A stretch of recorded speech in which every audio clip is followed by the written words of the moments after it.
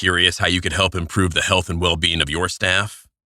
Get insights, cost savings opportunities, and disease prevention at your fingertips with Springbuck Health Data Analytics. Learn more at springbuck.com. This is a song about a little boy who grows up to be a referee. Nice, isn't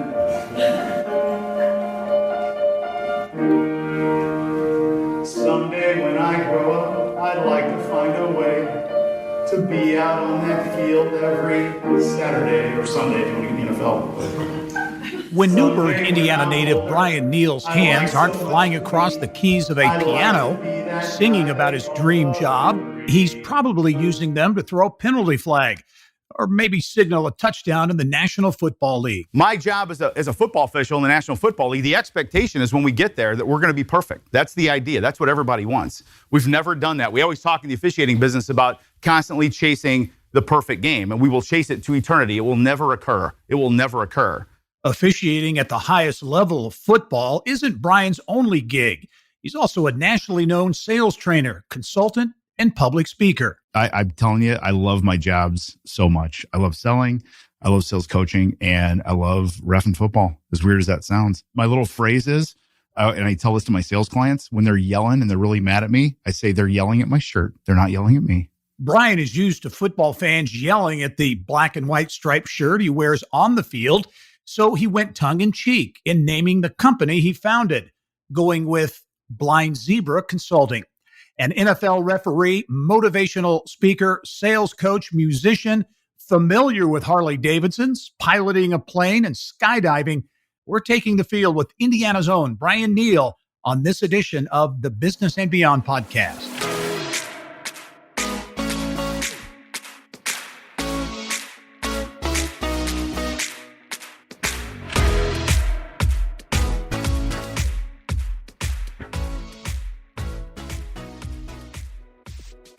Hello and welcome to the Business and Beyond podcast presented by PNC. I'm Gary Dick. Bryan Neale grew up near the Ohio River in southwest Indiana, just outside of Evansville in Newburgh.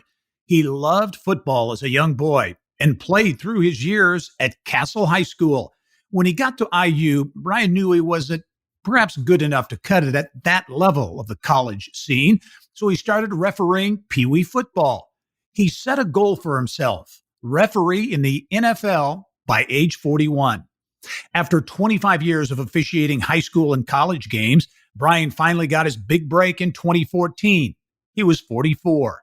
The NFL called. His dream finally came true. He was heading to football's grandest stage. When he's not signaling first downs or throwing the flag, Bryan is fulfilling another passion, motivating sales teams to reach their full potential through his Indianapolis-based business, Blind Zebra Consulting. Living in the two worlds of football and sales, Bryan says you'd be surprised at the parallels. And for much more, I'm really pleased to be joined on the podcast this week by NFL referee and consultant, Bryan Neale. Bryan, welcome to the podcast.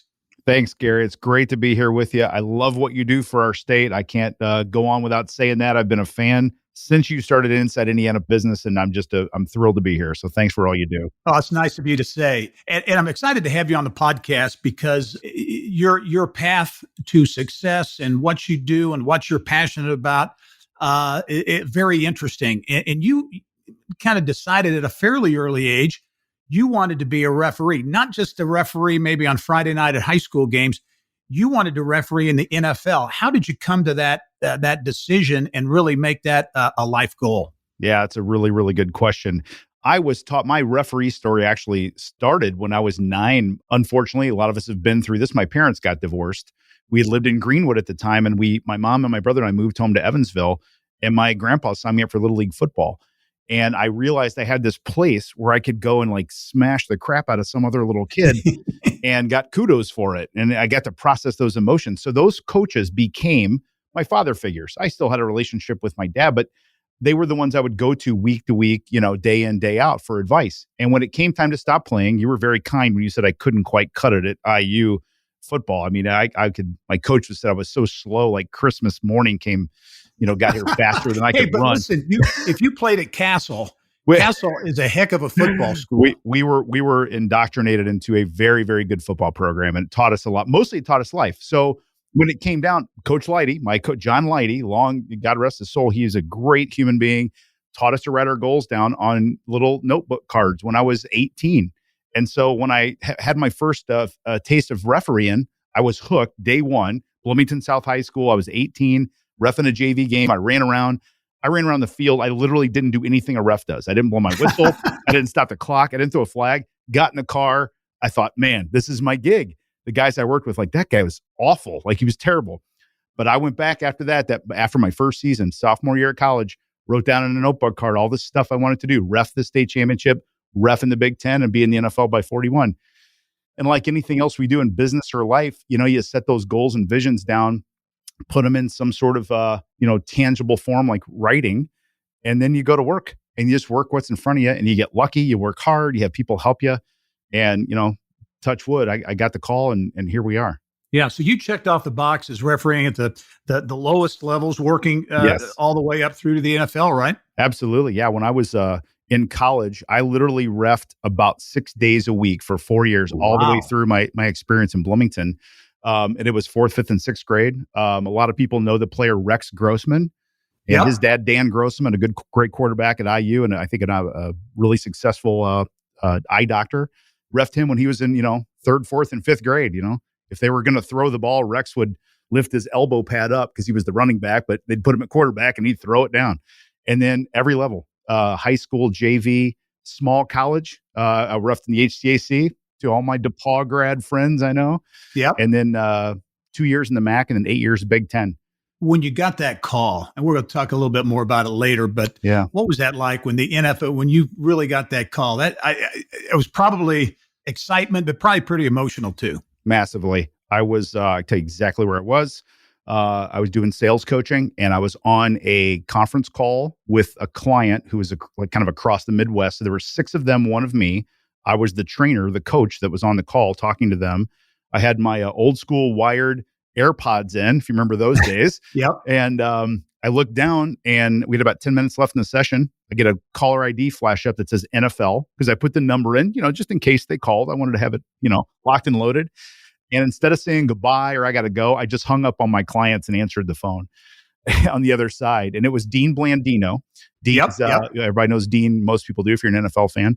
And he said, "Hey, I know you've been working for Bill Carollo in the Big Ten, and I'd like to ask you to come referee for us in the National Football League." And I started crying right there. Really? 11:48 a.m., March 22nd, 2014. How's that? Wow. I remember. Wow. Yes. Yeah. Very special. Has the NFL? So how many years have you been in the NFL now refereeing? This is my 8th season. Eighth season. Has it been everything you expected it to be? And then some. You dream about things, whether you're trying to grow a business or sell a business and exit, or start a business television network, and you have these pictures in your mind, and then you get there and you're like, wow, it's so special. And and even with that, the specialness that we get on Sundays or in the Big Ten Saturdays, you have all the memories of everything leading up to that. So all the Saturday mornings getting up when my, fraternity buddies were still sleeping hungover Sunday, and I'm reffing a little kid game, or, reffing at Union Duggar High School against Seeger in front of 14 people with pickup trucks. All those are real memories. And to me, it's that climb that really has keeps your ego in check, keeps you humble, and they're really the fun ones. I mean, the climb is almost more fun than the destination sometimes. Yeah. Hey, what do you think? I want to get your take on this, but because it's getting some more attention, as I think it should. But the abuse that officials, and I think more so, at all levels really, but at the high school and the youth level, and it's just, to me, has gotten out of control, and it's affecting the ability to attract referees, right? Yes, absolutely. What's your take on that, and what needs to be done, what can be done? Any person who's any sports fan, I don't care what sport, whether it's wrestling or women's lacrosse or anything, I don't think people realize, parents and fans alike, we're at a real tragic point in officiating. There are not enough people to work the games at all levels. And in other states, we're not there yet in Indiana, but in other smaller states, they're canceling games now. And I don't know the root cause. I only know what I see. And as a parent of now 3 high school boys, and my daughter played volleyball and my stepson plays football, I see it on the sidelines. It's almost like people think these days there's some permission that they have that they didn't have, I think, when I was growing up, to be a certain way or say a certain thing that, to your point, causes younger people to say, why would I want to do that? Why would I want to go get yelled at by a 45-year-old dad or mom on a Saturday morning? And then I think there's also the natural, there are just more things to do now between social media and activities we can do, gaming and all this stuff for younger people. There's just more options. But it can be a real problem. We need to really pay attention to it in our state. We really do. Yeah. Hey, talk about, because I know you really believe there are many parallels between officiating, sports, and business, and in performance in business. And Blind Zebra is your consulting company. You train salespeople to really perform at an elite level. Yep. What's that? How do you see those parallels, those connections between what you do as a referee and what you do as a sales trainer? Yeah, there's when I first say that, people are like, huh? What are they, seriously? And then as I start to articulate it and put them together, you see them together. The field and the sport itself are really the only differences. The formulas for success to me are almost always the same. And so examples would be anyone that's been good at that high elite level, whether it's a salesperson, a CEO, a CFO, a programmer, or a football player. All those people tend to have some very similar traits. And it's those traits to me that make the difference. An example would be almost everyone that I've seen be good at something has some sort of framework that they work from. I have a framework for how I officiate. I have a framework that's probably different than other people who officiate at different levels. In sales, we have a framework and we teach a framework. And the framework, here's the trick to me, the framework has to be codified. You have to be able to articulate, here's what I do and why I do it. And it's specified and written out and intentional. I think that's the biggest thing. I see a lot of people in sales and business that they kind of blow in the wind a bit. They're not intentional about their direction, not intentional about their behavior. And that to me is the trick, is those people who are willing to do these things on an consistent basis over a long period of time tend to outperform those that don't. As I look at officiating, obviously, you're making decisions, in many cases, split-second decisions. So there's a lot of pressure involved. There's a lot of intensity involved in that.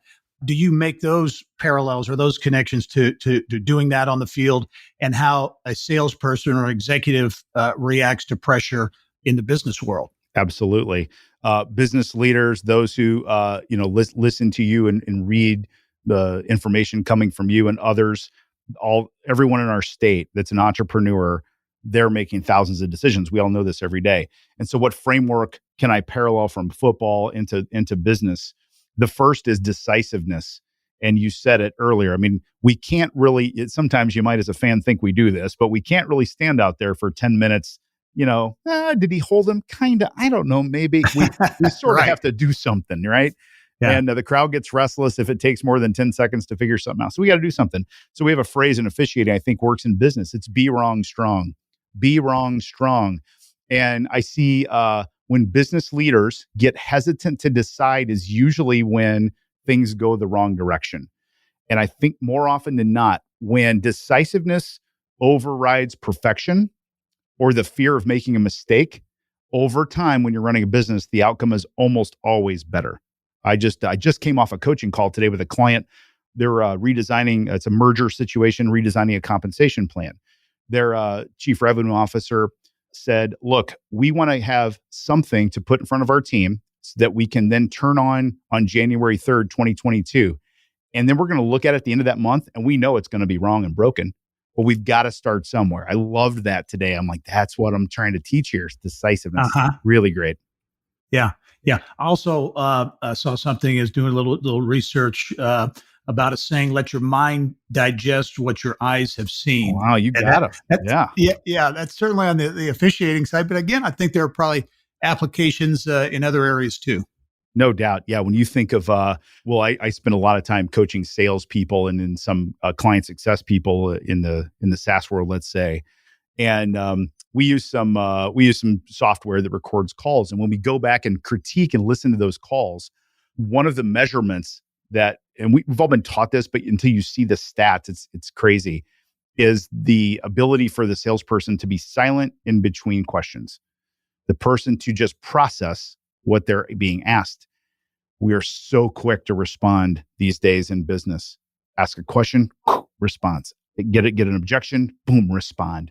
And I think that pause between there and that thoughtfulness is really, really helpful in all businesses, whether you're leading a team, whether you're the CEO, whether you're a salesperson working on a deal. Yeah, one more on this, and it's probably an unfair question, but is there, as you look at issues facing, or shortcomings, is there a common theme? One of the biggest shortfalls or challenges preventing people from being successful at sales? Is there a common theme? A few things that really are common problems, I guess, for lack of a better term.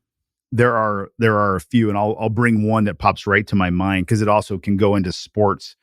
And there's a book called The Oz Principle. It's where I stole that from. In fact, even Urban Meyer wrote a book called Above the Line. I think it's the same concept. Above the Line, Below the Line is a concept in this book called The Oz Principle. I'd encourage any listener to go to check it out. And the concept is simply a personal accountability model. And it's when we're operating above the line, when we're in a place of high personal accountability, and we're asking ourselves, how am I contributing to the situation? How can I contribute to make it better? When we're below the line, we're in a place of blame, defend, protect, and in its lowest case, victim. And I've not seen too many people in sports that do very well or last very long that live below the line. Well, you didn't do this. You didn't throw the ball to me. It wasn't my fault. That's not part of the culture in the elite sport world. And I don't think it helps when that's part of the culture in the business world. We coach our clients. We live that mantra around here. We are constantly asking ourselves, how am I contributing to the problem? How can I contribute to the solution? Well, we're going to have a lot more with Bryan Neale. I want to talk about the early years growing up in Southwest Indiana and that path to the National Football League and a lot more. That's when the Business and Beyond podcast continues. Stay with us.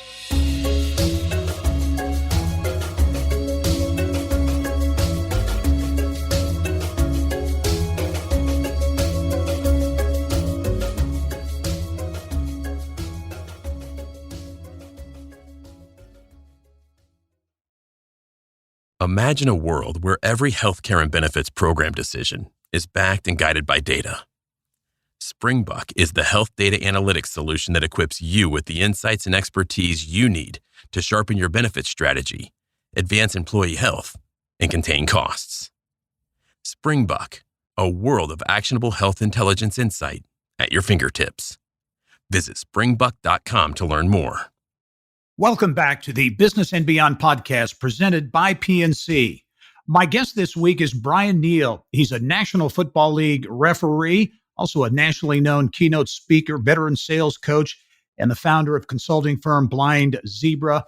He's a true Hoosier. Bryan, you grew up in Southwest Indiana, Newburgh, very close to Evansville, right? Tell me about those early years growing up in Southwest Indiana. Yes, I am And I think, again, I'll brag on you a little bit. I think one of the best things Inside Indiana Business has done is spread its news into the South Bend, Fort Wayne, Northwest, and even down in Evansville. And the people from Evansville, we have a little chip on our shoulder sometimes in our state. We're sort of the forgotten group. And so it's been important for me to, represent my tribe down there, my people, you know? But growing up, my family actually was all from the west side of Evansville, all modern day high school grads. My dad was one of 9. My mom one of 4. And now tell me about this, Bryan. You said West Side. The West Side Nut Club, is that that's a thing down there, right? I go speak to the Evansville Quarterback Club every year, and I request the Monday of Fall Fest. If that tells you anything of how West Side we are. Yes, thick into it. So my dad, though, after graduated from University of Evansville, I was in kindergarten. We bounced around for his job. So I lived in Columbus, Indiana for first and half of second grade, then went to Greenwood for half a third and or half a second, third grade. And then, like I said earlier, parents split up at that point, moved back home to Evansville, lived on the east side of Evansville. And then my mom got remarried. And that's when we moved to Newburgh when I was 10. And Newburgh was the place where I really found my stability as a kid. I found a really great group of friends. I had wonderful teachers who knew a little bit about my personal backstory, but saw that, I was pretty a decent little kid here. Let's kind of get them with the right people. And I was really lucky for that to happen. And I've got a group of high school friends. There are 8 of us, and we text each other virtually all day, every day. I'm embarrassed to say, but I love the fact that I still have such tight connections to Evansville and to Newburgh. And there's nothing better than going home for me. I just absolutely love it down there. Yeah, and faith, I think, as I did a little research, very important to you earlier in your life, and I assume still today. You've had a long and it sounds like strong faith journey. Absolutely. I mean, I think like all of us, where journey's the right word, and there have been times when it's been close and good. And there's been times when I've strayed away and done things and said things I wish I wouldn't have and all that other stuff. And the one common thread is every time I go back, it's still there for me. And the Catholic Church for me has been a real rock for me.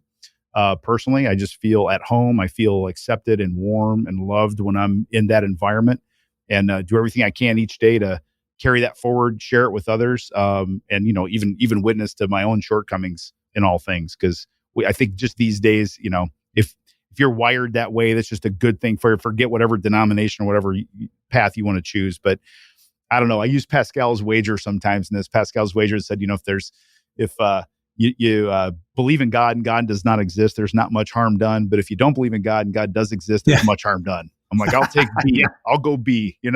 So let's see, you went to IU, right? I did. Yep. You went to IU. What'd you study? What did you think you wanted to be as you approached college? Yeah, I was very, again, back to some of my learnings from my coaches. It was very, very definitive in the things that I wanted to do. I wanted to go into business. I wanted to graduate with a business degree, and I wanted to be president of some student organization. And so that's what I set out to do, and did those things. Luckily, this is kind of a little fun fact, but I was one of the original co-founders of the IU Dance Marathon in 1990-91. Oh, yeah. That is some type of organization. Wow. Yeah, that is something else. Yes. And it started with an idea from one of our student advisors that we were all involved in some other clubs. And he said, hey, I think we can do this here. So me and the other 2 women I started it with flew out to Penn State. We watched theirs, came back, got a group together, did the first one, raised $10,900 that first year.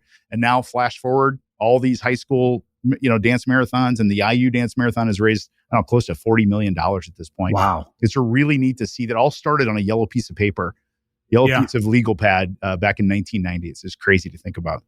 That's great. So you obviously got the bug and for officiating at that time. Once you got it, what'd you do when you got out of college? I graduated from the School of Business that at the time was not Kelly, that is now Kelly School of Business. The Kelly family had not gotten the naming rights just yet. And I was really bad at finance, was really bad at accounting, and I was okay at marketing. And when I kind of looked at what I could do, I'm like, sales was sort of the only thing. There were a couple of other options. And so I went down to the business placement office one day. A friend of mine had an interview with a company called Procter & Gamble that everybody knows. And I'm like, what are they doing? He's like, they're interviewing for sales internships. This was my junior year. I'm like, that sounds kind of cool. Good company. Are they taking any extra interviews? He goes, I don't think so. So I said, what the heck? I just put my resume together, walked down there into the office. I said, hey, you don't know me, but here's my resume. Got a call that night. Guy interviewed me and ended up getting an internship and a job offer at the end of that summer. So going into my senior year, I already had my job accepted, which is That's great. It makes for about 30 pounds on my gut is what it did. Right? I just sat around, ate and drank my whole senior year, but great company, great training, great culture. Really loved my 5 years at P&G. It's really, really special to me. All right. We already talked about you getting the call from the NFL. Those jobs, including the Big Ten, which obviously is a big stage as well. What do you remember most about that? I mean, that's got to be each week has to be an adrenaline rush.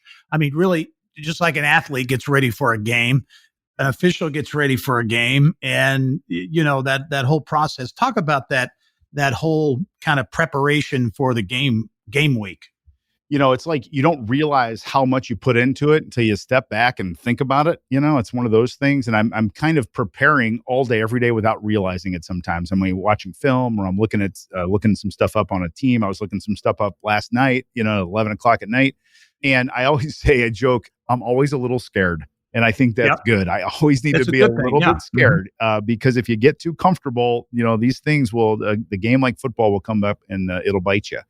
And I was taught that by others. I was taught by people that I aspired to be like. I think about the parallels with business here is thinking about finding a mentor, people that you want to emulate, and you watch their processes, their framework that I mentioned earlier. And I really just stole everything. I didn't come up with anything new. I just watched what successful people did. And I just did similar things to what they do. And that's been all the stuff, the adrenaline, the crowds, all that stuff is fantastic. It's really about the game for me and preserving how special that game is and just giving my little contribution to it, that it's given me so much. It's just great to give back.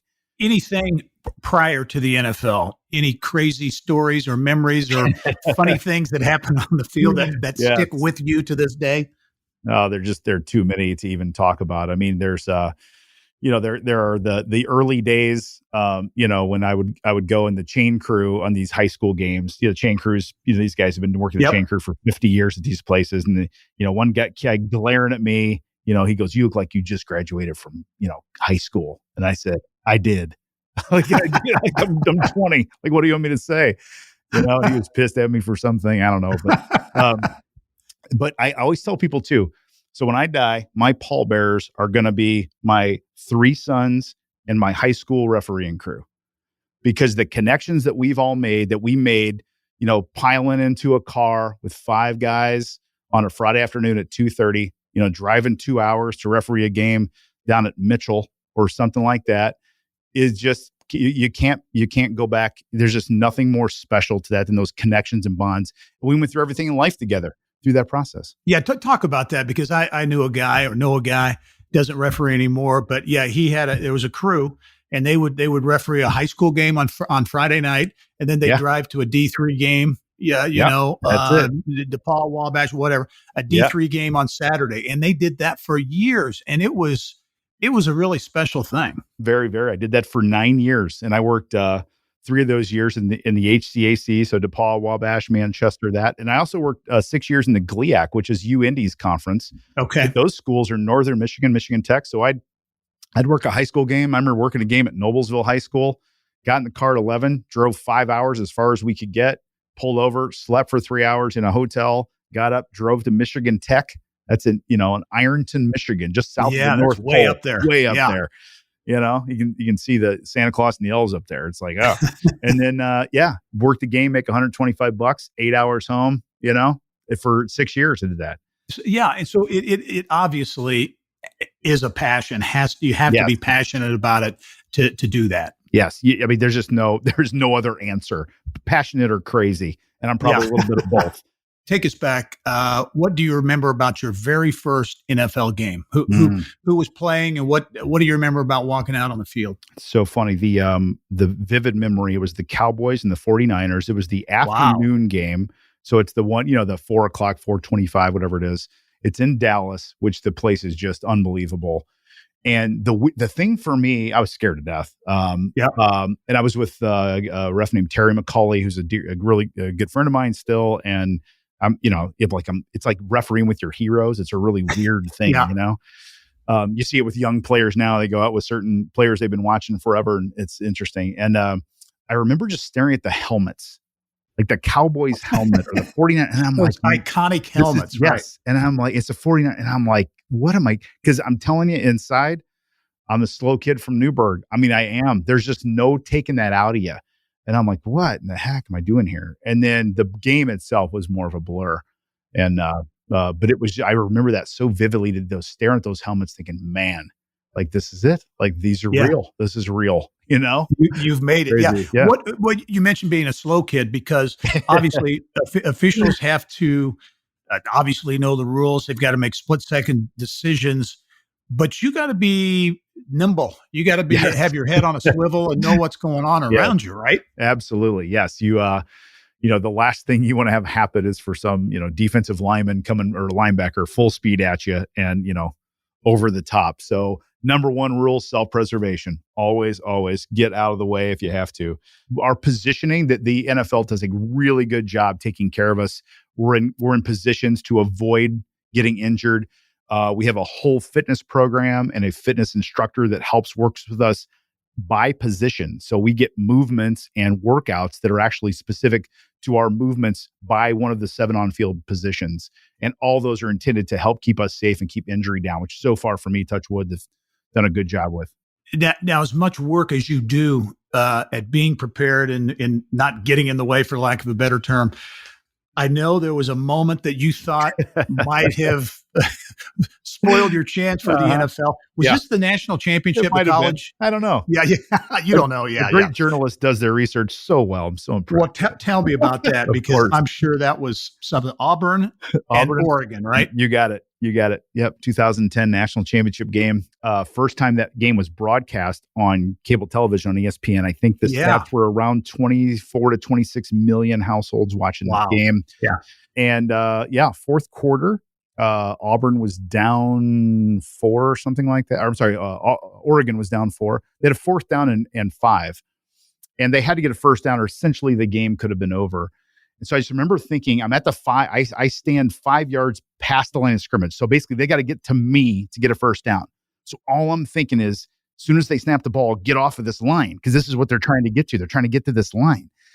And so as soon as they snapped, I started to get off, come off the line to move toward the line of scrimmage to stay out of the way.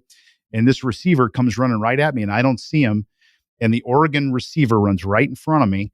And the Auburn defender, who's playing him man-to-man, is looking back at the quarterback and runs right into me. And I give him a shimmy, and I knock him down. That's, to me, the fun part. Or, people like, you knocked him down, right? And that Oregon receiver was wide open, and they got a first down and went down and scored. And I thought, that's it. I'm like, that's it. I know the NFL's watching. My career's over. That was it. And it was a great run. I mean, literally, but I still have the rest of the game to work. That was the hard part. Yeah, right. So it's a great lesson for us in business too. We have those business situations that the deal falls through, and we put so much energy into it, or whatever, or the acquisition, or the customer leaves, or whatever. We got to keep going. We just have to. We teach that at Blind Zebra. We teach this concept of detachment, healthy detachment, works on football. So I had to keep reffing the game. And thank God I did, because we had another really tough call later. There was a running back for Auburn that had gotten tackled, so it looked like, and he landed on top of the defender and landed on his feet. I think his name is Michael Dyer, I think. The fact check. I think I remember that play. Yeah. And all of a sudden, he kept going, and they went down, and Auburn kicked a walk-off field goal. So I was like, oh, thank God it worked out okay. I didn't totally script the outcome of the game. You have kept going in such a great way and a great path to success, Bryan. What as you sit here today, you're right in the middle of football season, so you're busy with that. But what's next? Any you looking out to what's next? Just more officiating, more consulting, anything else? Yeah, the business is the business side. We're in scale up mode right now. I always intentionally wanted it to be a lifestyle business and didn't want to scale it up. Went to my own coaching program a few years ago and got the itch to scale, kind of late in life, really, for business. And my wife came in, took over as CEO, and I built the business up and kept it flat for 9 years. She came in and tripled it in 2. So there's the problem, right?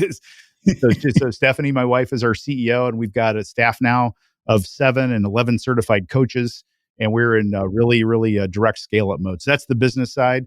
The rest of it is enjoying the next phase of life. My kids are in high school, about to go to college, and I am just loving that. My boys are playing football. My daughter's at IU.